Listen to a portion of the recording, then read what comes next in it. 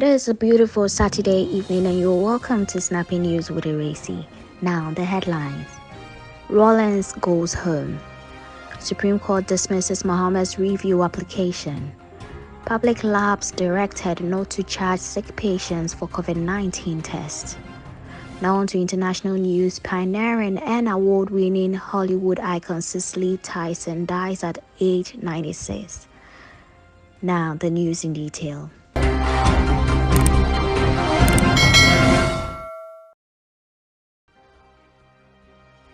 The 4-day state funeral for the late former President Jerry John Rawlings, affectionately called Papa J, took place this week.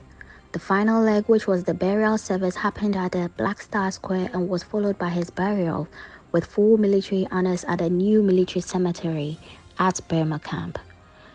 The body of the former president, who died on November 12, 2020, aged 73, was conveyed to the Black Star Square, where Ghanaians and the rest of the world gathered to bid him a final farewell. President Nana Addo Dankwa Akufo-Addo, Vice President Mahamudu Bawumia, and former Presidents John Agyekum Kufuor and John Dramani Mahama were present at the funeral. Some African leaders and dignitaries from around the world also attended the funeral to say their final farewell. Significantly, the Black Star Square, which was the venue for the inauguration of Mr. Rawlings as the first president of the Fourth Republic on January 7, 1993, was the same venue his body laid for his compatriots and the rest of the world to bid him a final farewell before his remains were returned into the bowels of the earth. President Nana Addo Dankwa Akufo-Addo also paid a heartfelt tribute to the late former president, whom he described as a charismatic, energetic, and fearless leader. The Supreme Court of Ghana has dismissed former President John Dramani Mahama's application, which was asking the court to review his decision that disallowed him from asking the Electoral Commission 12 questions in the 2020 presidential election petition. The court, in its ruling on Thursday, January 28, 2021, said the applicant had not met the threshold to apply for review and was subsequently dismissed. Two additional justices, Justice Imoro Tanko and Justice Henrietta Mensah Bonsu, were added to the earlier 7-member panel for the review application. The Ministry of Health has decided that public laboratories should not charge sick patients for COVID-19 tests. In a letter dated January 27, 2021, signed by the Acting Chief Director of the Ministry of Health, Kwabena Boadu Oko-Afari, and addressed to all COVID-19 testing laboratories, the Ministry of Health said all walk-in requests such as ill health, contact tracing, and exposure must be done free of charge using public health resources.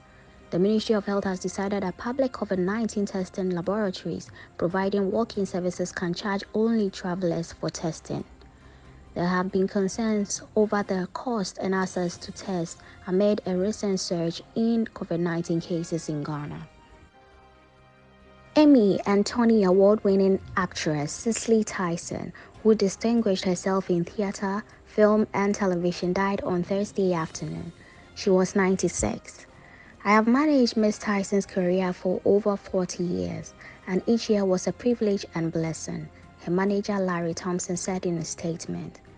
Cicely thought of her new memoir as a Christmas tree, decorated with all the ornaments of her personal and professional life. Today, she placed the last ornament, a star, on top of the tree.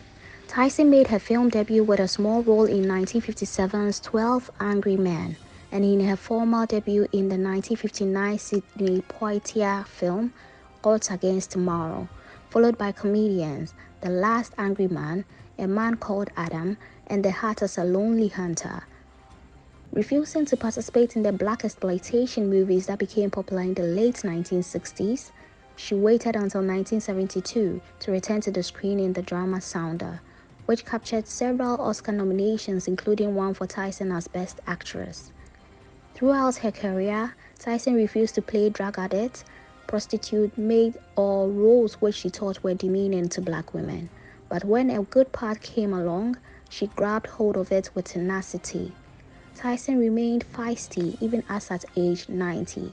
She criticized an upcoming remake of Roots as unnecessary, and in a speech at the Grace Awards, where Tyson received a Lifetime Achievement Award from the Alliance for Women in Media in May 2015, the actress recounted being asked, "Now that you have made it, what else are you going to do?"